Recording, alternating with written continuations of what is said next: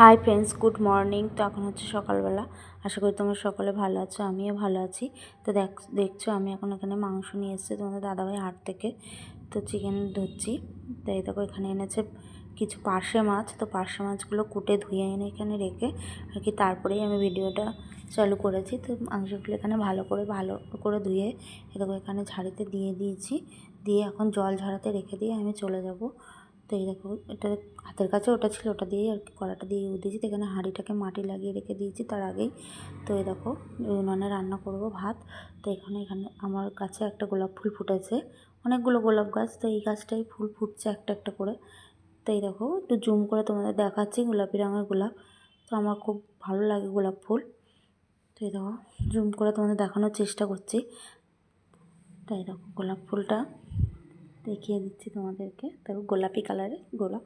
তো চলো এবার সোফাটা গুছিয়ে নেবো। এখন সকাল 7টা বাজে। তো আমার মেয়ে পড়তে চলে গিয়েছে, বড় মেয়ে। ওকে দিয়ে আসতে হয় পড়ার ওখানে, তো ওকে দিতে গিয়েছে তোমার দাদাভাই। তো আমি ততক্ষণ সোফাটা গুছিয়ে নিচ্ছি।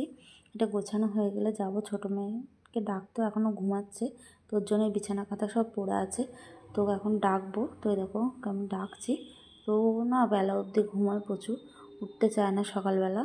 তো দেখো ডাকছি তো আড়ামোড়া ভাঙছে সমানে। ওকে হাঁকা তাড়া দিয়ে যা করে ওকে তুলবো। আবার স্কুল আছে, পরীক্ষাও আছে। তো এই দেখো ও এখন চলে যাবে স্কুলে। তো আজকে ওর কম্পিউটার পরীক্ষা আছে। তো এই দেখো মাংস এখন আমার রান্না হয়নি। তো আমি তাড়াতাড়ি আলু সিদ্ধ ভাত করে আর হচ্ছে একটু আচার দিয়ে মেখে ওকে খাইয়ে দেবো, দিয়ে ওকে স্কুলে পাঠিয়ে দেবো। তারপরে আরও কাজ আছে। এই দেখো খাইয়ে দিচ্ছি। তো বলে আচার দিয়ে ভাত ভালো লাগে। তো ওকে এনেছিলাম দোকান পর্যন্ত, ওখান থেকে তোমাদের দাদাভাই নিয়ে গেছি স্কুলে। তার আমি এই দেখো কাজ করছি এখন দোকানে, সব পরিষ্কার। দেখো সব ফ্রিজ মাথায় ধুলো পোকা এগুলো পড়ে। তো এগুলো সব আমাকেই করতে হয়। দাদাভাইয়ের অ্যালার্জি আছে ডাস্টে, তো ওই জন্য করতে পারে না। তো এই জন্য আমাকেই করতে হয়। তো এগুলো করে বাড়ি যাব, তারপর রান্না করবো। তখন এগুলো পরিষ্কার করে নিই। তো দেখো পরিষ্কার হয়ে গেছে, সমস্ত ফ্রিজগুলোকে মুছে দিয়েছি ধুলোগুলো ফেলে। এবার দেবো ঝাঁট, দেবো দোকান পুরো ঝাঁট দিয়ে পরিষ্কার করে দেবো। দেখো কত পোকা বেরোবে, প্রত্যেক দিন ঝাঁট দিই। হ্যাঁ, আবার সপ্তাহে 2 দিন করে মুছেও আমি দিই। তো এরকম এবার যাবো ওই ভিতর ঘরটায় গিয়ে, এরকম একটা বড় গাড়িও যাচ্ছে এখান থেকে। তো হেলাটাও তোমাদের দেখাতে। দেখো ঝাড়ুটা এখান থেকে আমি নিয়ে নিলাম। তো আমি ঝাড়ু দেবো। তো দেখো এটা হচ্ছে সিঁড়ির দিকটা ঝাড়ু দিচ্ছি। দেখো ঝাড়ু দিয়ে নিয়ে, তো এই দেখো চলো ঝাড়ু দিয়ে নিই। দেখো এখনও হচ্ছে সকালবেলা। তো আমার ভিডিওটা ভালো লাগে অবশ্যই লাইক কমেন্ট শেয়ার করে দেবে, আমার একটু পাশে থাকবে। আর আমার চ্যানেলটা একটু সাবস্ক্রাইব করে দেবে আমার ভিডিও যদি ভালো লাগে। তো এই দেখো এখনও ঝাড়ু দিচ্ছি। তো এখনও দোকানের পিছনে ঘরটা ঝাড়ু দেওয়া কমপ্লিট হয়নি, হ্যাঁ অল্প হয়েছে, এখনও একটু বাকি আছে। তো চলো ঝাড়ু দিয়ে নেই। তখনও দোকানের পিছনে ঝাড় দেবো, সামনের ঘরটা ঝাড় দেবো, তারপরে বাড়ি যাব, তারপরে রান্না করব। অনেকটা কাজ এখনও, সারাদিন শুধু কাজ, একটু বসারও সময় আমি সেরকমভাবে পাই না। তো এরকম ঝাড়ু দিয়ে পিছনটা ঝাড়ু দিয়ে দেখো কত পোকা বেরিয়েছে। এই পোকাগুলো হচ্ছে আসল কারণ হচ্ছে অ্যালার্জির। তো আমারও মাঝে মাঝে প্রচুর গা চুলকায়।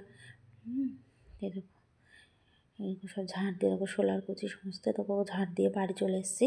তো দেখো এসে মাংসটাকে ম্যারিনেট করবো বলে বসেছি। তো এরকম মেয়েকে বললাম একটু হলুদ দিয়ে, তো বলে অত হলুদ লাগে, তুই কি জানিস? তো দেখো ওকে হলুদ দিতে বললাম, আরও তেল দিতে বলছি। তো দেখো তেল দেবে একদম ছিপি মেপে 1 চিপি তেল দিতে আমি লেবুটা দিয়ে দিয়েছি। তো আরেক চিনিতে গিয়ে আর কি খোলাটায় হাত পড়েছিল, তো তোমাদের দেখালাম। তো দেখো ছিপি মেপে তেল দিচ্ছে একটু একটু করে। তো চলো দেখো ওকে বলছে আর একটু তেল দে, বলে অত তেল লাগে, কী আর বোঝে বাচ্চা মানুষ রান্না। এই দেখো তেল চাচ্ছে একটুখানি দিয়ে বন্ধ করে দিচ্ছে। হ্যাঁ, চেয়ে তেল নিতে হচ্ছে। হ্যাঁ, তা তেল দিয়ে দেখো মাংসটা নুন হলুদ আর তেল দিয়ে আর কি লাগিয়ে মিশিয়ে নিয়েছি। তো আসার সময় আমাদের জমি একজনে চাষ করে, সে আর কি আমাকে মূলো দিল ডেকে, তো আমি মূলো নিয়ে এসেছি। তো এই দেখো সেই মূলোটা কুচিয়ে নিয়েছি, ভাজবো মূলো শাকগুলো। তো এই দেখো পার্শে মাছগুলো এখানে কিছুটা নিয়েছি, কিছুটা তুলে রেখে দিয়েছি। একটু মূলোটাকে এখানে ভাপাতে দিয়ে দিয়েছি, এখানে আলুগুলো ভাজা করে নিয়েছি। তো এই দেখো এখানে শিলে মশলা করে নিয়েছি এক এক করে, একটা কাছে এদিকে কড়াই একবার নাড়ছি, এদিকে একবার শিলে মশলা বাটছি, এই করছি। তো এরকম এখানে আদা রসুন বাটাটাও দিয়ে দিয়েছি, পেঁয়াজটা লাল লাল করে ভালো করে ভেজে নিলাম, নিয়ে আদা রসুন বাটাটা দিয়ে দিলাম। এদিকে মাংস আমি চাপাতে পারিনি, ওদিকে আমার বড় মেয়ে বলছে মা কষা মাংস হয়ে গেলে আমাকে একটু দিও। এই যে ঠিক আছে, এখনও চাপাইনি, হলে তোকে দেবো। তো এই দেখো এখানে মাংসটা কষাতে আমি দিয়ে দিয়েছি, কড়াইতে দিয়ে দিলাম। তো মাংসটা ভালো করে কষাবো ততক্ষণে। এই দেখো এদিকে আবার মাছ ভেজে এই দিকটা আবার ঝালও বসিয়ে দিলাম। তো এদিকে মাংসটা হচ্ছে কষানো, দেখো তেলও বেরিয়েছে ভালোই। তো এই দেখো এখানে মাংসটা ভালো করে কষিয়ে নিচ্ছি। তো দেখো কীরকম কষানো হলো, তেলও ছেড়ে দিয়েছে। তো এবার জল দিয়ে দিলাম, দিয়ে চাপা দিয়ে দিলাম। তো চলো এবার মাংসটা চাপা দিয়ে অন্য কিছু কাজ ওদিকে একটু সেরে আসি। তো এই দেখো তারপর এদিকে চলে এসেছি, আবার দেখো আমার কষানো রেডি। তো আমার চিকেনও প্রায় রেডি হয়েও গিয়েছে। তো চলো এবার একটু ধনে পাতা দিয়ে নেবো হালকা করে, তো ভালো লাগে। তো বারো মাস তো ধনে পাতা আমরা সেরকম খাওয়া হয় না, তো সিজনে আমাদের যেই সময়টা একটু পাওয়া যায়, আমাদের চাষ হয়, তো চাষের তো শাক নিয়ে এখন নেড়ে নিচ্ছি ওরা ভালো করে। এবার একটু গরম মশলা দিয়ে আর কি নামিয়ে নেবো। তো চলো ভিডিওটা ভালো লাগলে পাশে থেকো। এই দেখো চিকেন